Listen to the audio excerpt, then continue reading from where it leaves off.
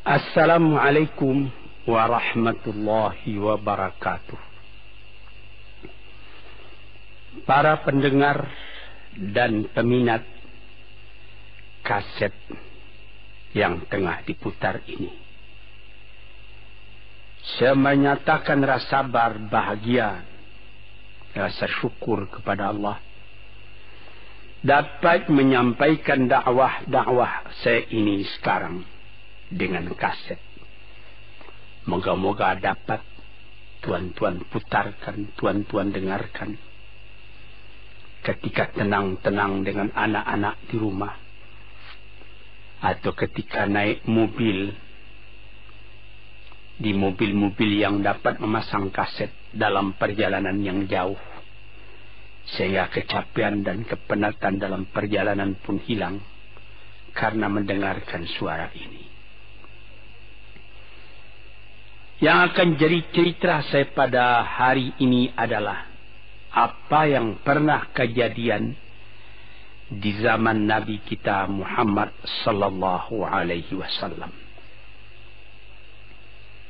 Di dalam riwayat ada diceritakan bahwa pada suatu hari, kira-kira pukul 9 pagi sepenggalah matahari naik,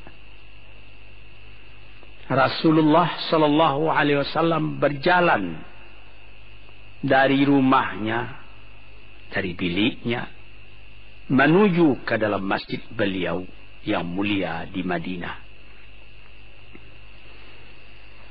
Ketika itu biasanya ada juga orang yang sembahyang di masjid, sembahyang sunat duha.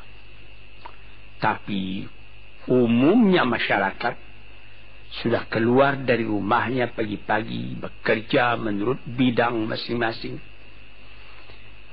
Yang pergi bertani, yang pergi berniaga, yang pergi mengembalakan unta atau kambingnya. Tinggallah beberapa orang saja. Beliau lihat di sudut masjid ada satu orang pemuda sedang duduk tafakur termenung. Mukanya kelihatan muram saja, menunjukkan kesedihan yang terpendam di dalam hatinya. Rasulullah mendekat kepada pemuda yang tafakur itu. Setelah dilihatnya Rasulullah datang, dia pun menengadahkan muka. Rasulullah pun bertanya, "Mengapa di saat begini engkau duduk tafakur dalam masjid? Dan wajahmu kelihatan ada menampakkan kesedihan atau muram durja. Apakah yang engkau derita sekarang ini?" Jadi pemuda tadi menjawab, "Hazanun lazimatni ya Rasulullah wa duyunun." Artinya, aku ditimpa duka cita ya Rasulullah karena utang. Rupanya orang ini berutang. Utang telah lama, janji sudah dekat, persediaan buat membayar belum ada. Itu yang saya menungkan di sini ya Rasulullah. Dengan senyum Rasulullah menjawab, "Sudikah engkau kalau aku ajarkan kepadamu suatu bacaan?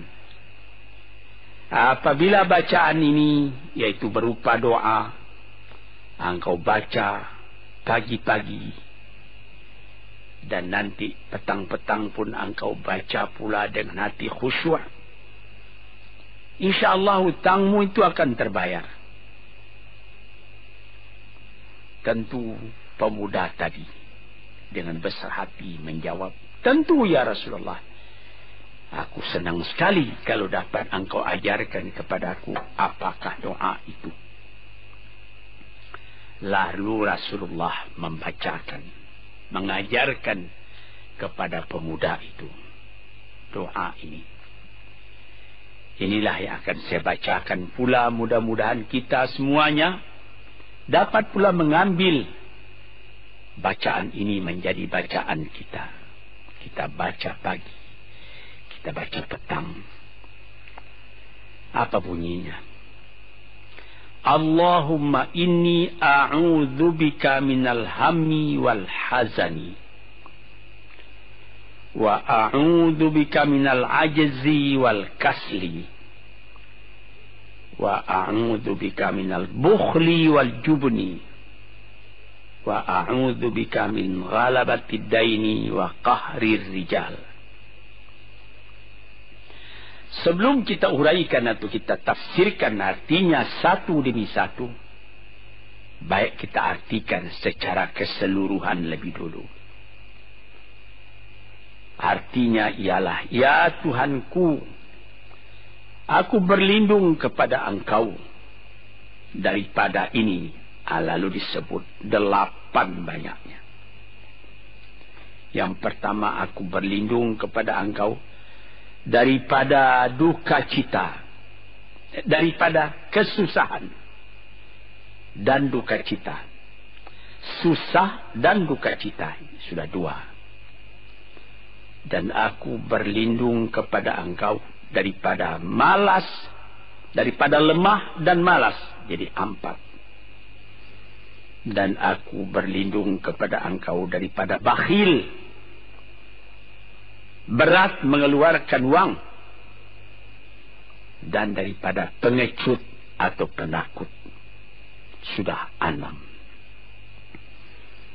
Dan aku berlindung kepada Engkau daripada pengaruh berutang dan daripada kekuasaan orang lain atas diri kita, sehingga kita tidak mempunyai kemerdekaan pribadi lagi.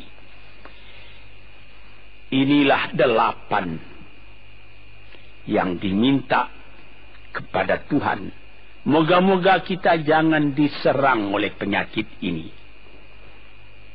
Karena kalau ada ini penyakit yang 8 perkara, itu kita mempunyai pribadi yang lemah. Tidak mempunyai lagi personality yang dapat tegak. Padahal dalam didikan agama kita, tempat kita takut cuma satu, yaitu Allah. Yang lain tidak ada. Yang pertama, susah. Apabila orang telah susah, pikirannya pun sudah tertumbuk. Jalan untuk maju tidak ada lagi. Padahal dalam kehidupan itu, manusia tidak akan berjalan di atas jalan yang datar saja, yang bertaburkan kembang. Kehidupan itu mendaki, menurun, melereng, berenang, melewati ombak dan gelombang. Itu pasti dalam hidup. Apa yang disusahkan? Kusut, tak ada kusut yang tidak selesai. Keruh, tak ada keruh yang tidak jernih. Apabila fikiran kita telah susah lebih dulu, maka gelaplah jalan yang kita tumpuh ke muka dalam kehidupan tadi. Yang kedua, kita disuruh berlindung kepada Allah daripada duka cita. Yang menyebabkan orang duka cita itu memang banyak. Misalnya, kehilangan barang yang disukai, kematian orang yang disenangi, bahaya yang datang dengan tiba-tiba, orang yang ditunggu sudah lama tidak datang, barang yang dicari tak bertemu, dan lain-lain sebagainya. Lalu tumbuh hazan, duka cita. Kalau kesusahan menjadikan soal yang kita hadapi jadi kusut, kedukaan menyebabkan jalan yang kita tempuh jadi gelap. Nah, ini 2 dua hal yang bisa menghambat, menjadi rintangan bagi manusia di dalam kehidupannya. Lalu yang ketiga, aku berlindung kepada Engkau ya Allah minal ajaz. Lemah. Lemah apa? Lemah fikiran. Tidak ada energi lagi. Tidak ada inisiatif lagi. Menyerah saja. Lemah. Belum dihadapi suatu soal, hati lebih dulu sudah lemah. Merasa itu soal terlalu besar. Padahal kalau dihadapi, tidak ada kusut yang tidak terselesaikan. Tidak ada keruh yang tidak terjernihkan. Yang lebih berbahaya lagi. Yang keempat, apa? Malas. Kalau sudah malas, apa yang akan dikerjakan lagi? Kita duduk saja termenung-menung dalam kemalasan. Lalu angan-angan banyak, cita-cita mati.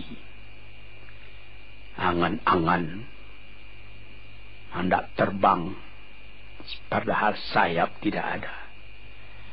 Angan-angan hendak mempunyai ini, hendak mempunyai itu, hendak mempunyai Mercedes-Benz, hendak mempunyai rumah besar.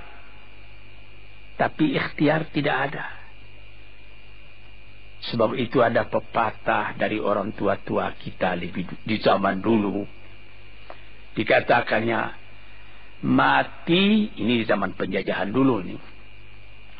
Mati Belanda karena pangkat katanya. Mati Cina karena kaya katanya. Mati Keling karena makanan katanya. Mati Melayu atau Indonesia karena angan-angan. Ini dia.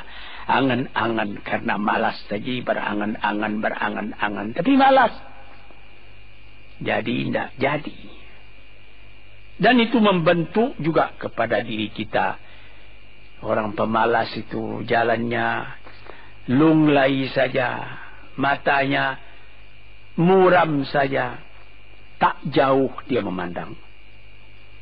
Nah, ini penyakit. Itu 4 penyakit. Lantas dikatakannya lagi yang nomor 5 dan nomor 6. Wa a'udzubika minal bukhli wal jubni.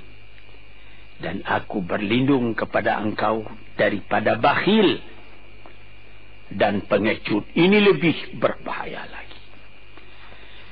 Dikumpul-kumpulnya harta banyak-banyak.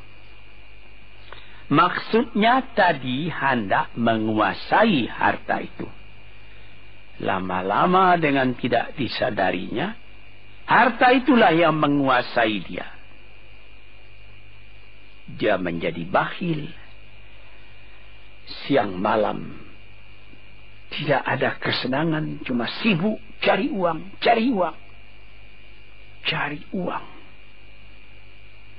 Kemudian simpan banyak-banyak. Gunanya ya cuma mengumpul itu saja.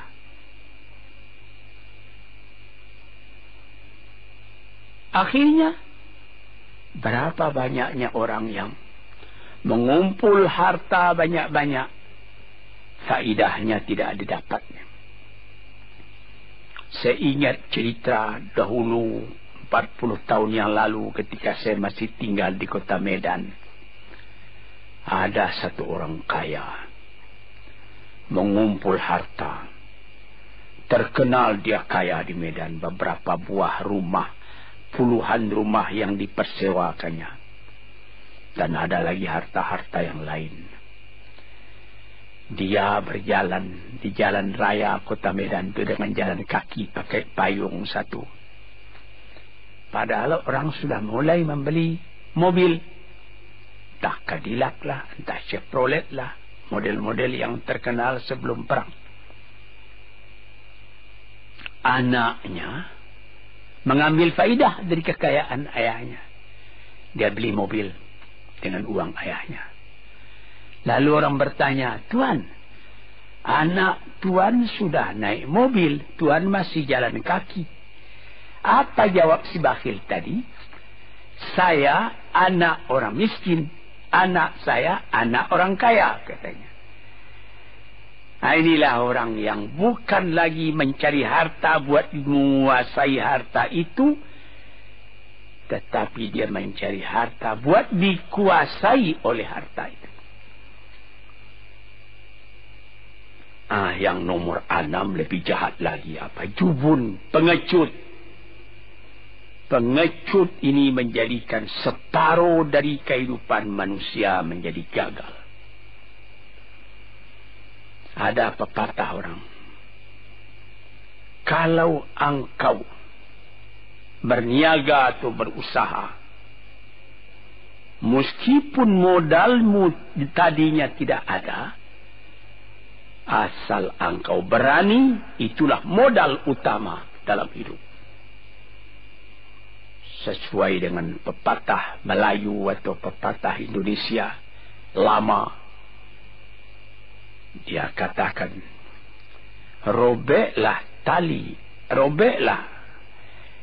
putuslah tali layang-layang, robek kertas tentang bingkai. Hidup jangan mengepalang, tidak kaya berani pakai. Hidup jangan mengepalang, tanggung-tanggung jangan. Tidak kaya, berani pakai. Keberanian itu adalah modal. Sebab itu, kalau orang rugi berniaga, itu belum rugi. Yang penting berani. Karena adat perniagaan itu tidak saja beruntung, rugi juga kadang-kadang. Tapi, kalau keberanian yang hilang, separuh daripada kekayaan tadi sudah habis. Walaupun masih banyak ada, tapi keberanian tidak ada, separuh sudah habis. Akhirnya, walaupun kekayaan besar, tapi kepercayaan hilang, itu namanya habis, tidak ada lagi. Walaupun berjuta yang tinggal dalam tangan, tapi orang tidak percaya. Apa lagi artinya? Sebab itu yang pertama sekali modal itu keberanian menghadapi hidup. Ini 6. Yang ke-7 dan 8, wa a'udzu bika min ghalabatid daini wa qahrir rijal, dan aku berlindung kepada Engkau ya Ilahi daripada pengaruh utang. Hutang itu, itulah anak muda yang duduk di sudut masjid tadi, dipengaruhi oleh utang. Sampai Rasulullah sendiri pun mengatakan, iyyakum wad-daina. Jagalah supaya kalau sedapat-dapatnya jangan sampai berutang.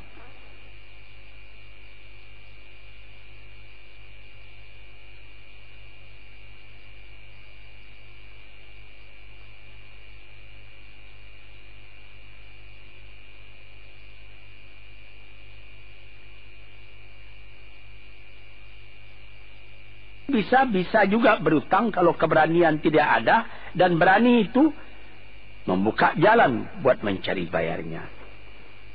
Tetapi kalau pengecut berutang lagi, itu payah buat membayar. Sebab itu Nabi mengatakan, iyyakum wad-daina, saya dapat-dapatnya elakkanlah supaya jangan berutang.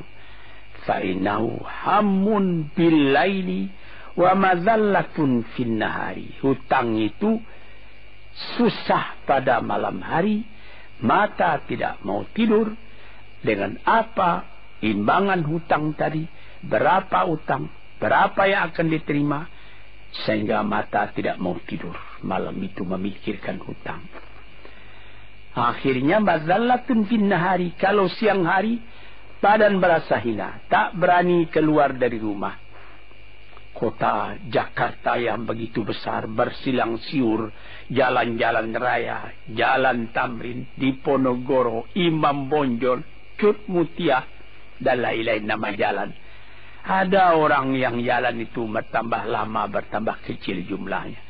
Kalau orang lain mempunyai 100 macam jalan, dia paling tinggi cuma 2 saja jalan yang dapat jalani. Jalan dari rumahnya ke tempat yang tertentu. Ke lain dia tidak berani. Kenapa?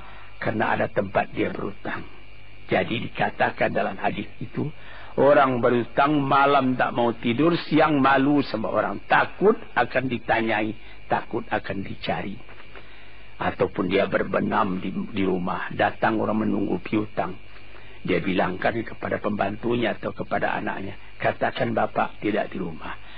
Anak yang tolol atau pembantu yang tolol menjawab, mana bapak? Dia suruh bilangkan bahwa bapak tidak ada di rumah. Kata anak tadi, bertambah susah. Lantas yang nomor 8, wa qahrir rijal.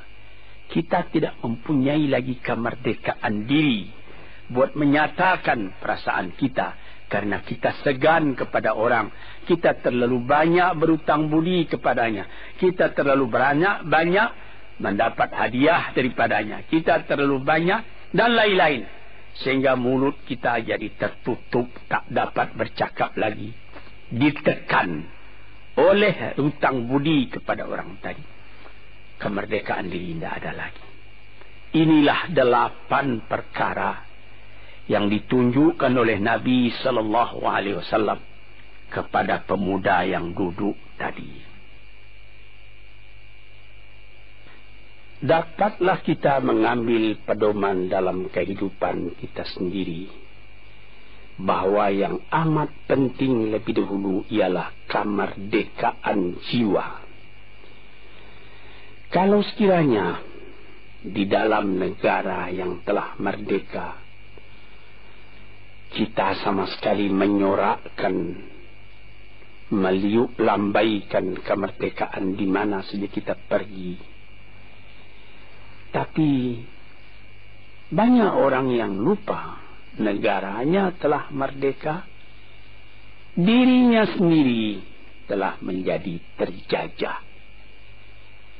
Bukan Belanda, karena Belanda sudah lebih 30 tahun pergi meninggalkan negeri ini. Dan bukan bangsa yang lain, tapi penjajahan yang datang daripada sifat-sifat yang lemah yang kita katakan tadi. Kesusahan. Kalau kesusahan kita perturutkan, jalan yang kita tempuh menjadi buntu. Kita tak tahu lagi kemana akan pergi. Susah. Pagi susah, malam susah. Sehingga kusut benang itu tak tahu lagi jalan keluar. Padahal pangkal dari kesusahan itu bukan dari luar, tapi dalam jiwa kita sendiri, dalam dada kita sendiri. Yang kedua, dikatakan duka cita. Saya teringat kepada satu pantun Melayu atau pantun Indonesia. Dikatakannya, kalau berpiduk jangan bermenung, kalau bermenung riak pun tiba, kalau duduk jangan termenung, kalau termenung hati pun iba. Kalau hati sudah iba, jalan tertumbuk. Sampai ada juga pepatah nenek moyang kita, hati yang marah mendorongkan, hati yang hibah menjauhkan. Sebab itu haruslah kita bersedia membesarkan jiwa kita sendiri. Marfu'ar ra's, maufurul kiramah. Kepala terangkat, harga diri dijaga. Itu. Kemudian dikatakan yang kedua, al-ajaz, lemah, al-kasal, malas. Kelemahan ini juga ada yang karena penyakit. Kenapa lemah saja? Kenapa tiap-tiap pekerjaan yang dihadapi pesimis yang timbul sehingga timbul malas? kalau perlu kita pergi kepada dokter, terutama psikiater. Kita tanyai di mana segi kelemahan ini. Karena kelemahan jiwa, kemalasan, malas dan lemah itu dari jiwa pangkalnya. Ahli-ahli ilmu kesehatan yang telah mendalam mengetahui hubungan antara rohani dengan jasmani kita, sehingga timbul ilmu yang dinamai psikosomatik atau psikoterapi, menganalisa jiwa dari mana seginya, maka timbul lemah, maka timbul malas. Di sini kita memerlukan kuatnya energi. Sebab apabila manusia mempunyai jiwa yang besar, pekerjaan yang besar pun dipandangnya kecil. Tetapi apabila manusia mempunyai jiwa yang kecil, pekerjaan yang kecil pun dipandangnya besar. Kita misalkan saja kedua orang pemimpin yang kita cintai dan kita hormati. Proklamator kita Bung Karno dan Bung Hatta. Mereka mempunyai jiwa-jiwa yang besar. Sebab itu mereka memproklamirkan kemerdekaan Indonesia. Indonesia yang besar yang terjadi daripada puluhan ribu pulau. Dengan 45 kata perkataan, 45 patah perkataan. Dengan ini kami menyatakan kemerdekaan Indonesia. Tapi kalau beliau misalnya orang yang berjiwa kecil, dia akan bertanya, bagaimana bisa Indonesia merdeka? Kita sudah miskin, melarat, dulu dijajah Belanda, kemudian ditekan Jepang. Kapan? Dia berkaji itu pekerjaan yang detail-detail, yang kecil-kecil, dia anggap itu besar. Ini misalnya. Maka orang-orang yang ajaz, yang lemah, atau yang kasar, yang pengecut, yang pemalas, tidak dapat mengerjakan pekerjaan yang besar-besar. Kemudian yang kelima dan keenam, wa a'udzubika minal bukhli. Aku berlindung kepada engkau daripada bakhil. Menerima mau banyak-banyak, mengeluarkan paling sedikit. Dia anggap, sebagaimana saya katakan tadi, tadinya dia menguasai harta. Akhirnya dengan tidak disadarinya, dia yang dikuasai oleh harta. Akhirnya orang yang begini kerjanya cuma mengumpul-ngumpul harta saja. Kumpulkan harta banyak-banyak, kemudian Tuhan memanggilnya kembali ke akhirat, mati, tidak ada harta tadi yang dibawanya. Tinggal menjadi perselisihan di antara anak dan cucu.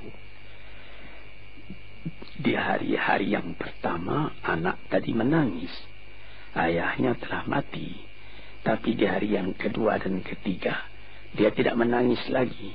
Dia berpikir, di mana kunci ditaruh ayah? Di mana simpanan ayah? Berapa peninggalan ayah? Lalu dia berkelahi. Anak tadi. Nah ini, karena si ayah tadi bukhul, bakhil. Nikmatnya orang lain yang merasai, dia sendiri sengsara diperintah oleh hartanya itu.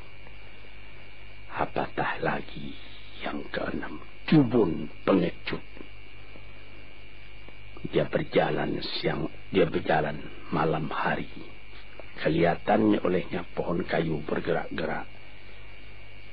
Disangkanya itu hantu. Dia lari terus. Bertambah lari, bertambah takut. Akhirnya dia pingsan karena sudah lari itu. Dia tidak ada apa-apa oleh orang yang berani. Ini orang yang gagal di dalam perjalanan hidupnya. karena penakutnya, karena pengejutnya itu. Padahal di dalam keterangan agama sendiri, orang-orang yang beriman kepada Allah dikatakan la tahinu wa la tahzanu wa antumul a'launa in kuntum mu'minin. Jangan engkau merasa lemah, jangan engkau merasa duka cita, jangan engkau merasa pengecut. Engkau tinggi kalau engkau beriman kepada Allah Subhanahu wa ta'ala. Dengan iman kepada Allah Ta'ala itu kita melihat alam dalam keindahannya, dalam kekecilannya. Yang besar cuma Allah. Kita tidak takut karena tidak ada satu bahaya yang akan menimpa kepada diri kita kalau tidak Tuhan yang menentukan. Ini pokok tuan-tuan para pendengar kaset yang saya muliakan. Kemudian di nomor 7 dikatakan kita berlindung kepada Allah daripada pengaruh hutang. Alangkah kecilnya jiwa orang apabila dia telah berutang kepada orang lain. Dibikin janji tanggal sekian akan dibayar, tanggalnya sudah dekat, persediaan belum ada, lalu timbul kecil jiwa sekali lagi. Apatah lagi qahri rijal yang nomor 8. Yang ke-8 sebagaimana telah kita uraikan tadi ialah qahri rijal, pengaruh orang lain kepada diri kita sendiri, sehingga kita tidak berani lagi menyebut kebenaran, tidak berani lagi mengatakan yang hak. Lidah telah tertutup, mulut telah penuh dengan air sehingga tidak dapat dibuka lagi. Segan, kita sudah terlalu banyak berutang budi kepada orang. Walaupun sudah jelas perbuatan orang itu salah misalnya, kita tidak berani lagi menegur. Dengan demikian timbullah di dalam masyarakat apa yang disebut dalam bahasa Arab munafik, yaitu lain di mulut, lain di hati. Hati mengatakan perbuatan orang ini salah, tapi mulut mengatakan bagaimana pikiran saya, bagaimana pendapat Tuhan tentang perbuatan saya ini. Baik Bapak, ini bagus Bapak, itu sudah betul Bapak. Padahal tidak. Ini kecelakaan yang nomor 8. Kita minta kepada Allah supaya kita dilepaskan dari pengaruh-pengaruh orang, pengaruh manusia, sehingga kita tidak berani lagi menyebut apa yang benar itu. Padahal di dalam hadis dikatakan qulil haqq walau kana murran. Katakan yang benar itu walaupun pahit sekalipun.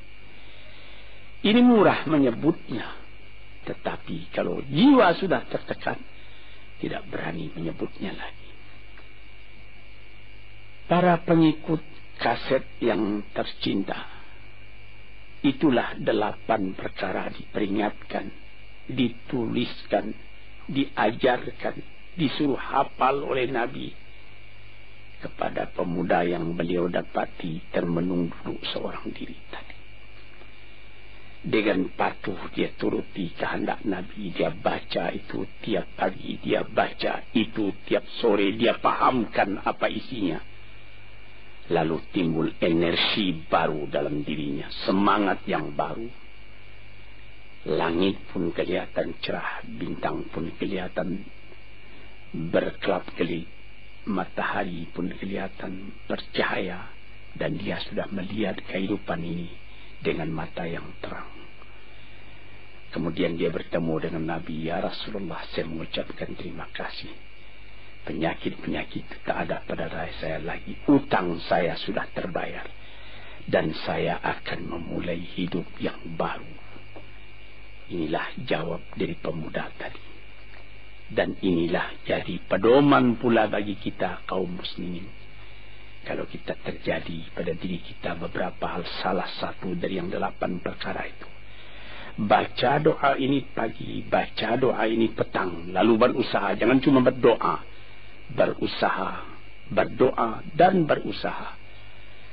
Allah akan membukakan kepada kita pintu rahmatnya, memberikan nikmatnya yang berlipat ganda, sehingga segala sesuatu yang di kiri kanan kita menjadi kekayaan, menjadi inspirasi buat maju ke depan di dalam kehidupan ini.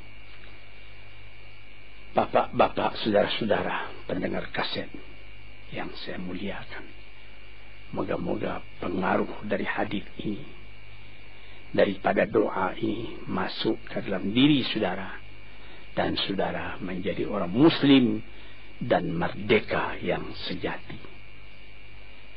Sekianlah pandangan saya. Moga-moga ada manfaatnya bagi para pendengar dan peminat kaset yang tercinta. Assalamualaikum warahmatullahi wabarakatuh.